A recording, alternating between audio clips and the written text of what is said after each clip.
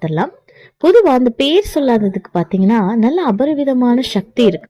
அது பணத்தை ஈர்க்கக்கூடியது, வசியம் செய்யக்கூடியது அப்படின்னு சொல்லுவாங்க. அத எடுத்துக்கோங்க. எடுத்துட்டு நல்லா நெருப்புல சுட்டுட்டீங்கன்னா நல்லா கருகின மாதிரி இருக்கும்.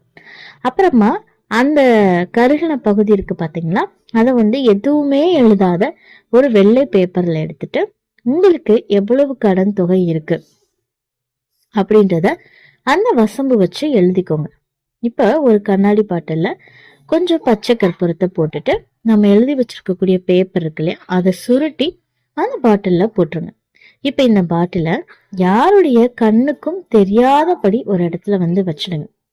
அதுக்கப்புறமா நீங்க வீட்டுல சும்மா இருந்தா கடன் அடையாதுங்க. நீங்க அந்த கடனை அடைக்கிறதுக்கு எடுக்கக்கூடிய முயற்சிகளை தாராளமா எடுங்க. அந்த முயற்சிகள்ல வரக்கூடிய தடைகள் தகர்த்தெறியப்படும். அப்புறம் தைரியமா